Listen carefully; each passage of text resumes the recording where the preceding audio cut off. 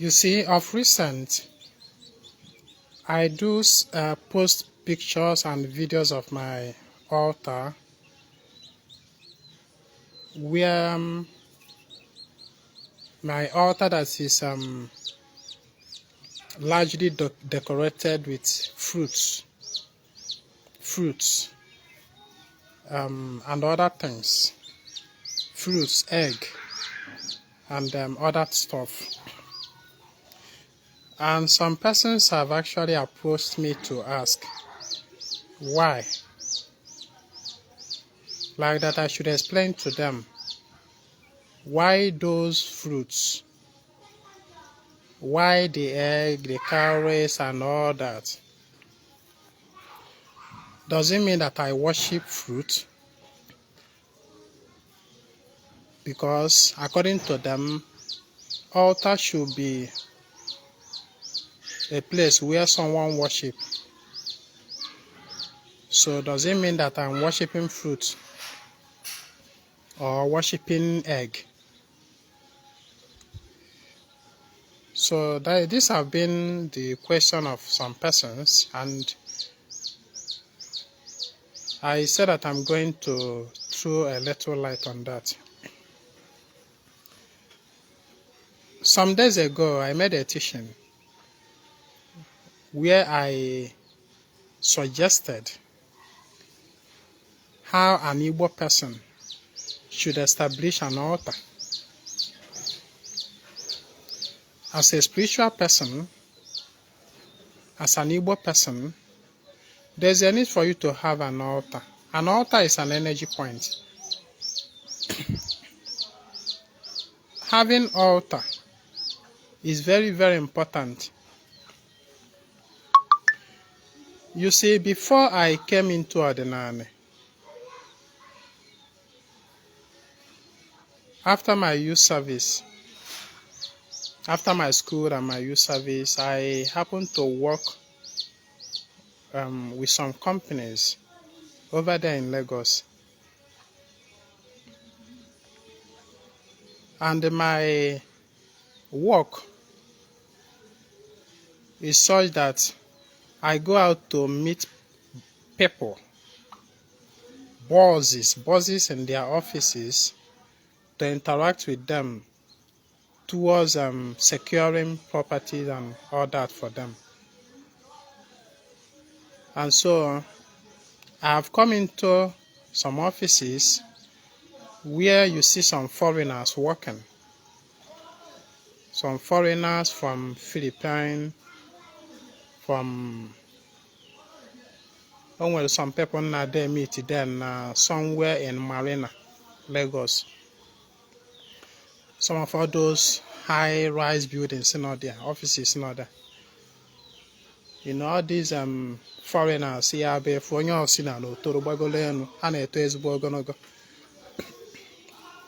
some of them, when you come into their office, you will see their altar right inside their office. You will see their altar there, their altar inside their office. Onye ọcha na-emekwala onwe ya ọfụma na-arụ with oil company na Nigeria. Na-eri nnukwute ego. A na-akwụ in millions per month. And so having an altar as an Igbo person is very essential. You know, a few days ago I pointed out, because the question always comes, how do I set up altar? How do I set up altar? Everybody is asking. The truth is that nobody is supposed to tell you how to set up your altar in the first place.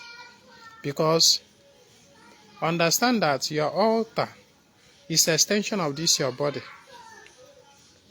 Your altar is an extension of this your body. Your number one altar is this your physical body. This is your number one altar. An altar is a place where unseen forces are referenced.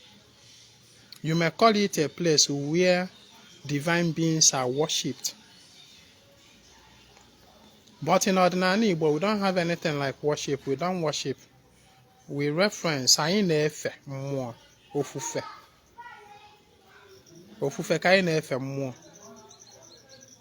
Igbo sị na nwafe nna bụ isi nka. Nwafe nna bụ isi nka. Anyị na-efe nne na nna anyị. Anyị na-efe mmụọ. Ịghọtago? Anyị na-efe aja ana.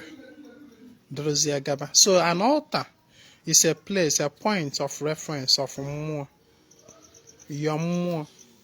So your altar is an extension of this your physical body. Your number one altar is your body. So the altar is an extension. And so a few days ago, I made a suggestion, just a suggestion, to serve like a roadmap for you that is asking me, how do you set up an altar? And in that my suggestion, I said that as an Igbo person, assuming that Ezinwa Anaedo is just a layman, that I'm not a dibia, that I'm just an Igbo person doing business, doing work, or doing anything other than being a dibia, other than being a priest, Akajiofo, that I'm just a lay Igbo person. What I would do is that, number one, I'll go to the market, I'll get she artifact, I'll get Ikenga because I'm a man. I will get Ikenga artifact. Maka no nwere njirimara Igbo. One of the njirimara Igbo bụ gịnị? Ikenga artifact, Ikenga. Ịghọtago? I'll get that Ikenga artifact and use it to install my shi. My shi that have ease dwelling in this physical body. I will further build an altar for that my shi as an extension. That altar will be that Ikenga artifact. I'll use it to install my shi. And then I'll get it and maybe get a table or a pedestal, somewhere in my room or in my apartment, anywhere safe. I may just give one room only to that my altar. Remember, what I'm saying is suggestion. I'm just recapping. So I'll just maybe raise a table, or maybe on the ground of the room. I will make with aqua, my favorite color aqua. Anyone, maybe white or yellow. Amazing man, I like that yellow. That's why you often see me wearing yellow or white or this character. What you am banana there? A woman that you can get if I to do it there. What I go, and then that's Ikenga artifact represent my shi. And then I'll try to draw to harmonize the energies of my paternal and maternal on that same altar. I'll go to my maternal. When more jijeba with my meat and namoshi or ye bungul. It's only an namoshi and na ekanaquam. Tiama can as the same way and no, keki me. Assimia more than one. Assimia no she, edge margin and Maya will be better met better. Beshar met better, gozi charmon no. Assimia no she because she maja. Actual maja na you couldn't nema. Shame ya. Can wear na and nepane better go when I didn't number. Can wear net better. Asimo, why they are no yakiji, my yoko.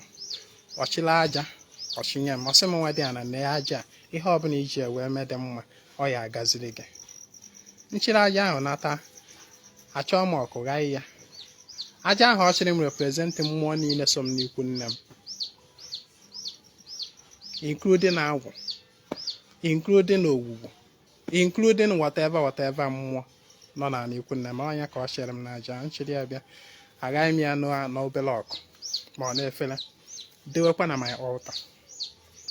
Ejekwa mbe nna m kwa ọwụ na nna m ka nọ ndụ emekwara m nna m the same thing biko nna m kpere m ekpere echie m aja ngwula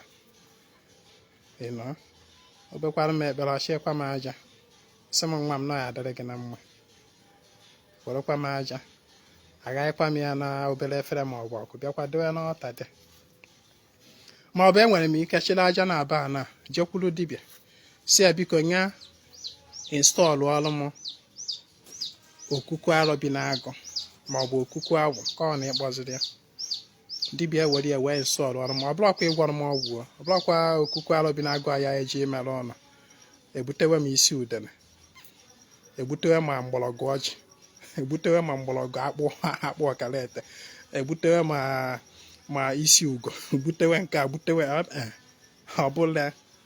ọbụla ọgwụ just to harmonize those two energy egbuorufe anụ from benna na ikwu nne alụ bi na-agụ akọwagoro m na ọ dị sin several na so emesịa eburu m ya dewe na that my altar ịghọtago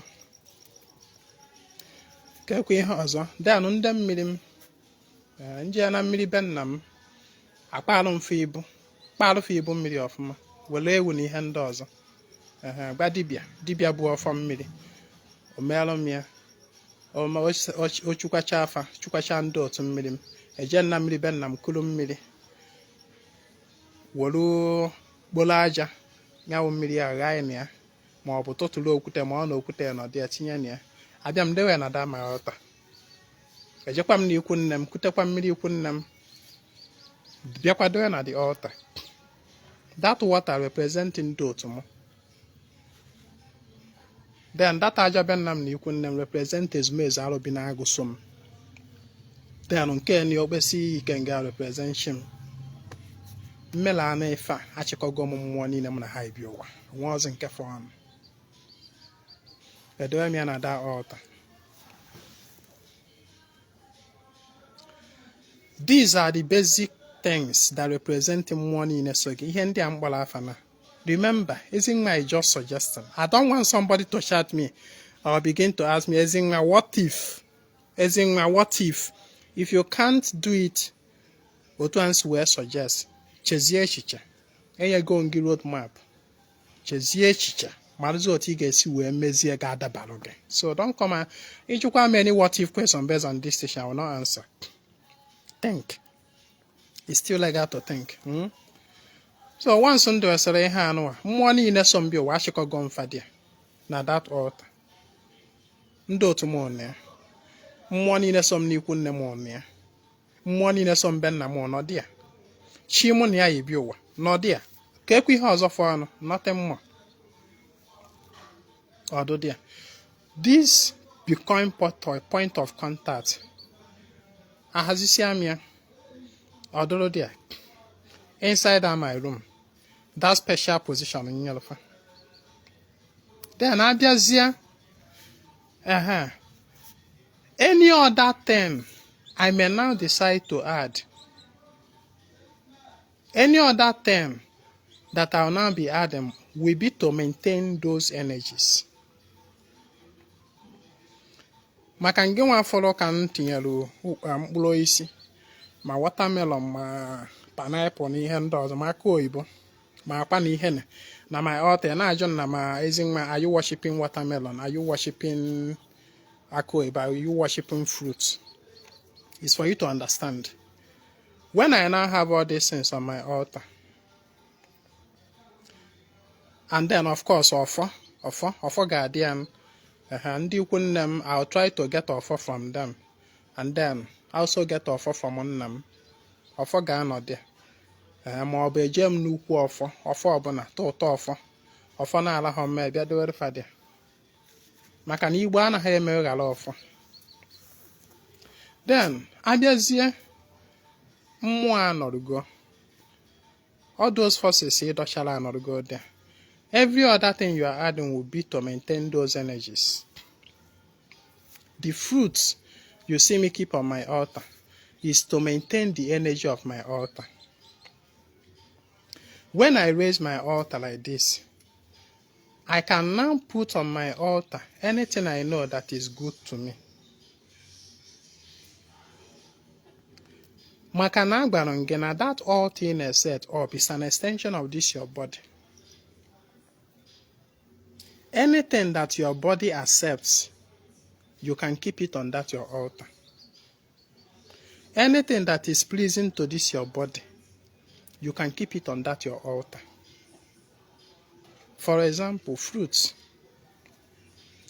Mkpụrụ isi na-edozi ahụ. Ebulu somebody na-erite mkpụrụ osisi ahụ ga na-adị gị mma.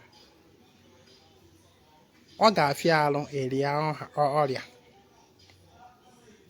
You can get some fruits that are highly medicinal, nutritious to your unique body. Maka na ife onye na-eri ka onye na-asụ. Onye ọbụla nọ n'ụwa ịgbata mmadụ 10 dewe na-asụ jụọ fa, what is your favorite fruit? What is your favorite fruit? Ị ga-afụ na mmadụ 10 ahụ nwere ike nye gị 10 different answers. Onye nke nwere ike sị, my favorite fruit is orange. Onye nke na-asị, my favorite fruit is apple. Onye nke na-asị gị, I love coconut. Onye nke na-asị gị, I love watermelon. Onye nke na-asị gị, I love grapes. You know, fruit, and they are not just giving those answers because out of mental whatever. You are giving those answers because irigo this fruit. Mmanụ na ọdịga mma na ahụ n'ezie. O nwere mkpụrụ osisi ị ga na-eri from time to time. Ọ ga-afịa alụ certain sickness develop na your body. You can get such mkpụrụ osisi and keep on your altar. When those energy on your altar absorb the energy of those mkpụrụ osisi, it transmutes into your body and heal you. I don't know how else to say this. Understand that your altar is set up for Chigi. Malukwa, Chigi bụ mmụọ bi ga-ebi n'ime ọkụ ya. Agwara gị na this your physical body or your first altar. The other altar is an extension. Meron ji wee gwa unu that now you can heal yourself through your altar. The altar is set up for your spirit. You can heal yourself through it. You can read your energy through the energy on your altar. Observe. Onwe ka ahụ ga-esi na-eme gị. Getting certain herbs or fruit or certain elements and keeping it on your altar will help you, your chi, your forces to absorb healing energy from those herbs, those fruits, to absorb it and heal you.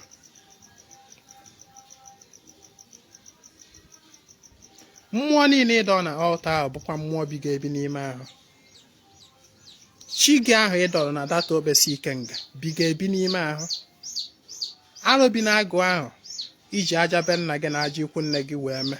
Ha niile bi ga-ebi n'ime ahụ. You just by that sand harmonize mmụọ niile so gị be nna gị na mmụọ niile so gị n'ikwu nne gị. Mmụọ niile ahụ bikwa ga-ebi n'ime. Maka na ọ bụ ife si n'ahụ nna gị na ife si n'ahụ nne gị fọmụrụ gị. Amami na-aghọta. You are a harmonization of the energy of your father and the energy of your mother. That is why you will suggest na ịchọkwa build your altar. Also try to harmonize the energy sisi n'ikwu nne gị na energy sisi na be nna gị. Harmonize kwa ya. So now, when these energies are there, mando to go, ha bikwazi ga-ebi n'ime. When you keep certain things on your altar, those spirit forces either on that altar will be absorbing the energy of those things either on that altar, and it will transmute into your body. It will transmute into your subconsciousness, into your consciousness, into your mind, into your emotion, into your spirit. ịghọta ya na-ekwu. O nwere mkpụrụ osisi fruit m wetere one day wee dewe na my altar here. That same, okay, let me name the mkpụrụ osisi bụ watermelon, because mgbe ụfọdụ ana m egote a bulb of watermelon debe here. So edewe m ya that day, pụta n'abalị nlọ na dị nlọ. I saw a figure which I interpret to mean my she. A being which I interpret to be my she. So where born a she mo biano. Where be water watermelon. Be water watermelon. Where will half the wepa? Then the other half will be walking into two. Where will half? Yeah, now quarter. Where will somebody or it was actually myself that I saw in the dream. So I cut that watermelon into half. I kept half remaining on the altar. And then the other half, I further cut it into two. Then I used half to work for somebody. After working for the person, then the other quarter for no. But the other half for no. I think I used the cut into two. That quarter. Njiofu luolo yenkeni or wolofu luolo yenkeni or then the other half for no messia. I saw myself because Aquado was na my altar here. I saw myself. I took 2 eggs in that dream and put into that watermelon. And I started using it for myself in that dream.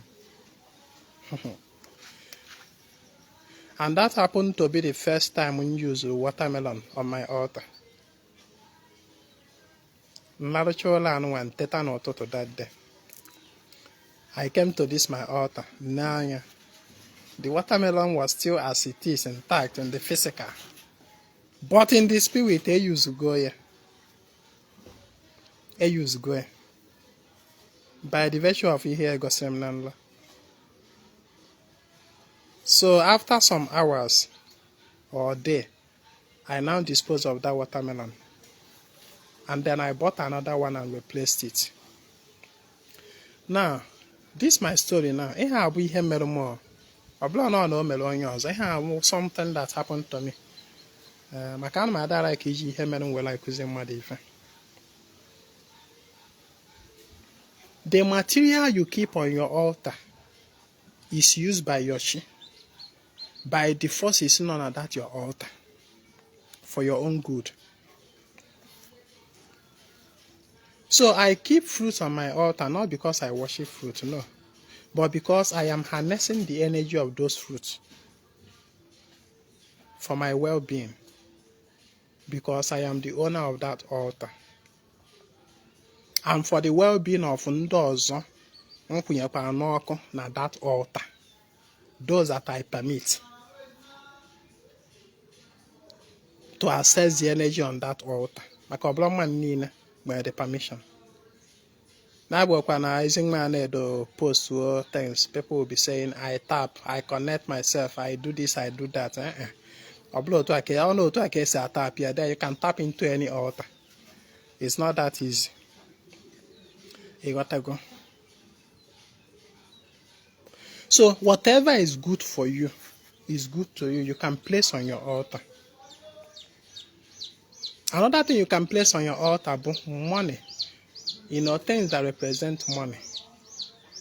Like notes. Maybe Naira notes, cowries, coins, all these things. You can keep them on the altar. They draw the energy of that particular term